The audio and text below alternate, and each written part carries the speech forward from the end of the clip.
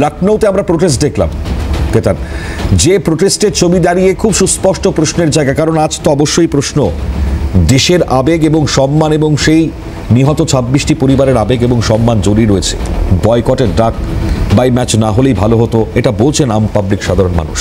Protest দেখালো কংগ্রেসও। কীভাবে দেখছেন গোটা পরিস্থিতির মধ্যে দাঁড়িয়ে আজকে তো এই ছবি আমরা দেখতে পেলাম?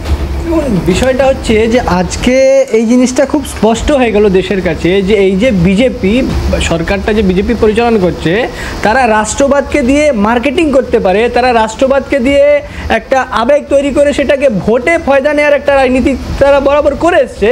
কিন্তু আসলে তাদের রাষ্ট্রবাদটা কতটা ঠুনকো এই জিনিসটা আমরা তো প্রমাণ পাচ্ছি। যখন অপারেশন সিঁদুর চলছিল বা তার আগে যখন আমাদের এখানকার নিরীহ মানুষ, যেখানে পর্যটক যেখানে যারা তারা ওখানে ঘুরতে গেছিলেন, তাদেরকে নৃশংসভাবে মারা হলো। শুধু মারা হলো না, সেই মারার মধ্যে দিয়ে এ দেশে একটা ধর্মীয় একটা মেরুকরণ, একটা সাম্প্রদায়িক গণ্ডগোলের একটা প্রচেষ্টা বা একটা ষড়যন্ত্র করা হলো।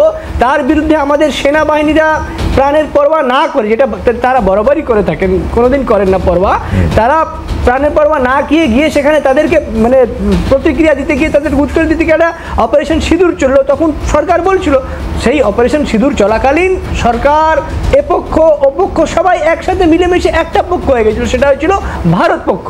কিন্তু আজকের দিনে এটা খুব মানে তখন সরকার বলেছিল যে জল তখন বন্ধ করে দেওয়ার একটা কথা চলছিল, তখন তারা সরকার বলেছিল যে রক্ত আর জল একসাথে বইতে পারে না। তাহলে আজকে এই রক্তক্ষরণ তো বন্ধ করেনি। এই কদিন আগেও আমাদের সিআরপিএফ জওয়ানরা শহীদ হয়েছেন ওই জঙ্গিদের এতে।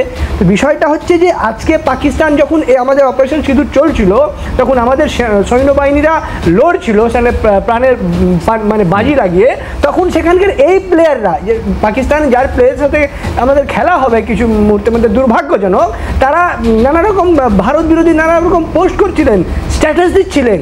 তাহলে আজকে প্রধানমন্ত্রী সেই সিঁদুর কোথায় গেল?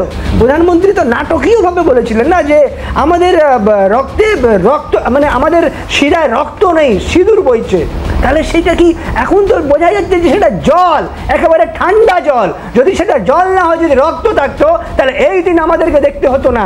আমাদের ভারতীয় প্লেয়াররা বাধ্য, তাদেরকে খেলতেই হবে যদি বিসিসিআই বা আইসিসি সেটাকে করে। কিন্তু সরকার পরিচালনা কারা করছে? বিসিসিআই। আর কিন্তু আইসিসিরও মাথায় রয়েছে জয় শাহের ছেলে। মানে আমরা এখন অন্য আলোচনা করতে চাইছি না, এরা পরিবারবাদ নিয়ে বা পরিবারতন্ত্র নিয়ে বড় বড় কথা বলে, কিন্তু আজকে বিসিসিআই বা সবটাই হচ্ছে এদের কন্ট্রোলে রয়েছে। তার ছেলে কত বড় ক্রিকেটবিদ জানি না, তারা শুধু ধান্দা বোঝে। আচ্ছা, এছাড়াও আপনি খেলতেই হতো, আপনি নানা রকম অজুহাত দিচ্ছেন, তাহলে এদের গ্রুপটা আলাদা করে দেওয়া যেত। সেই জায়গায় আপনি আইসিসির তো চেয়ারম্যান রয়েছে জয় শাহ, অমিত শাহর ছেলে, অমিত শাহর ছেলে জয় শাহ আইসিসির চেয়ারম্যান রয়েছে। সে অন্তত এইটা তো করে দিতে পারতো যে গ্রুপটা আলাদা থাকবে, যাতে লিগ পর্যায়ে ইন্ডিয়া আর পাকিস্তানের ম্যাচটা একসাথে পড়বে না, সেটা কোয়ালিফায়ারে গিয়ে দেখা যেত। কিন্তু তাও করলো না। অর্থাৎ এদের কাছে ধান্দাটাই একমাত্র, সেটা কোনো সময় ধান্দা, পলিটিক্যাল ধান্দাবাজি, আবার এখানে টাকা পয়সা ধান্দাবাজি। আচ্ছা, পলিটিক্যাল ধান্দাবাজি, তার টাকা পয়সার ধান্দাবাজি। আমি কিছুক্ষণ আগে বক্তব্য শোনাচ্ছিলাম যারা পেহেলগামে নিহত পরিবারের তরফ থেকে একটা বক্তব্যে তারা বলছিলেন ম্যাচের ঘোর বিরোধিতা করে টাকা অর্জনের জন্যই ম্যাচের আয়োজন, এবং বলছেন টাকার সামনে এই দেশের নাগরিক সেনার কোনো মূল্য নেই। আমি এই অভিযোগটা শুনছিলাম। মণিকাঞ্চনদার কাছে আসার আগে আমি একটুখানি কম্বিনেশনটা একটুখানি বোঝবার চেষ্টা করবো, কারণ দীপঙ্করদা আজকে রয়েছেন আমাদের সঙ্গে। দীপঙ্করদার কাছে একেবারে সুস্পষ্ট প্রশ্ন। দীপঙ্করদা, আমি জানি মানে খেলার সাথে রাজনীতি কখনো যায় না, কিন্তু যখন দেশের সম্মান জড়িয়ে, তখন আজকের এই পরিস্থিতিটাকে গুরুত্ব কি আপনি কিভাবে ব্যাখ্যা করবেন, বিচার করবেন? একটা জিনিস আমার কাছে খুব অবাক লাগছে। আমার বাঁদিকে রাজনীতির ওর খাওয়া মানুষ কংগ্রেসের প্রতিনিধি রয়েছেন, আমার ডান দিকে বিজেপি থেকে প্রতিনিধিত্ব করছেন এরকম একজনও প্যানেলও রয়েছেন, একজন আইনজীবীও রয়েছেন। আমার অবাক লাগছে যে হঠাৎ আজকে কংগ্রেস কেন এত সোচ্চার হচ্ছে।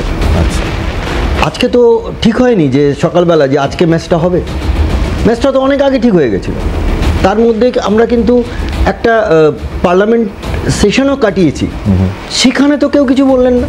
হ্যাঁ, এটা ঠিক নয় যে বলেননি, বলা হয়েছে, কংগ্রেসের পক্ষ থেকেও বলা হয়েছে, কিন্তু যে লেভেলে সেই সময় একটা কি বলবো যে আন্দোলনকে তৈরি করা, সেটাকে আমরা করতে পেরেছি। আমি রাজনৈতিক তর্ককে মাথায় রেখে বলছি, আর ক্রিকেটেও ব্যাখ্যায় দুটো জিনিসকে খুব ঠান্ডা মাথায় ভাবতে হবে। আজকে আমরা কিছুক্ষণ আগেই আমাদের চ্যানেলেই দেখলাম যে আমরা প্রথম ভিজুয়াল দেখালাম যে মাননীয় প্রধানমন্ত্রী এই রাজ্যে এসছেন, রাজ্যপাল ভবনে যাচ্ছেন, সেখানে থাকবেন।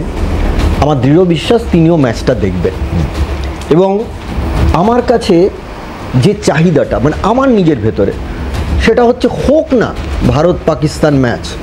এটা কেন ভাবছি না যে এই ম্যাচটায় এই যে প্লেয়ারগুলো খেলতে নামবে, অর্থাৎ ভারতীয় 11 জন বা ওই সাইড লাইনে থাকা T20 ম্যাচ কাজে মাঠের ধারেই সকলে বসবে, সেই 16 জন এক একজন আমাদের সেনা।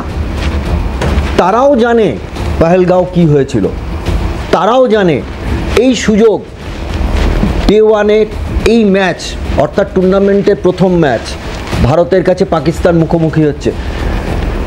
কংগ্রেসের যে আমার বন্ধু বলছিলেন যে এটা একটা ব্যবসা, সত্যি ব্যবসা, এই নিয়ে কোনো কিছু অস্বীকার করে লাভ নেই। তার কারণ হচ্ছে একটা টুর্নামেন্টে 3 বার ভারত পাকিস্তান মিট করতে পারে। কেন? তার কারণ একটাই, যদি স্পন্সরদের ইন্টারেস্ট দেখা যায় তাহলে সেটা কিন্তু এই ম্যাচেই। কে পাকিস্তান ওমেনের ম্যাচে পয়সা ঢালবে বলুন তো, বা কে ভারত আফগানিস্তান ম্যাচে পয়সা ঢালবে? রেজাল্টই বলে দিচ্ছে ভারত এগিয়ে, পাকিস্তান এগিয়ে। কাজেই এই দুটো জিনিসের মধ্যে এক্ষুনি কিন্তু বিজেপিকে গালাগালি। তাহলে সেদিনের সেই ঘটনাটাকে কি অসম্মান করা হচ্ছে না? মানে যারা নিহত হলেন বা সেনাবাহিনীর যাদের আজকে আত্মবলিদান, আমরা আগে ভাবলাম না কেন, আজকে ভাবছি কেন? যখন এই ফিক্সচারটা তৈরি হলো, যখন বিসিসিআইয়ের কাছ থেকে বারবার জানতে চাওয়া হলো কেন্দ্রীয় সরকারের কাছে যে আমাদের টিম এশিয়া কাপ খেলবে হ্যাঁ কি না, আমি মানছি অমিত শাহ, স্বরাষ্ট্রমন্ত্রী, প্রধানমন্ত্রী তারা সকলে বিজেপিতে আছে। আমি কিছুক্ষণ আগে দেখছিলাম যে অনুরাগ ঠাকুর বলছিলেন, অনুরাগ ঠাকুর কিন্তু বিসিসিআই প্রাক্তন প্রেসিডেন্ট, একদম তিনি রুলগুলো জানেন। এবং এটা ঠিক যে এই ধরনের মাল্টি ন্যাশনাল টুর্নামেন্টে যখনই কোনো টিম পার্টিসিপেট করবে না তখন তার উপরে অনেক কিছু চাপ আসে। তা আমার সেখানে প্রশ্ন, অনুরাগ ঠাকুর যেটা বলছেন তাতেই, যেটা ভারত, যে ভারতের কথায় স্পন্সররা উঠে বসে। আমাদের সকলের একটু কয়েকদিন আগে খেয়াল আছে, একটা ইন্টারন্যাশনাল মাস্টার্স টুর্নামেন্ট চলছিল, চ্যাম্পিয়ন্স ট্রফি বলে, তাতে সব প্রাক্তন ক্রিকেটাররা খেলছিল, ভারতও খেলছিল, পাকিস্তানও খেলছিল। বুঝলাম।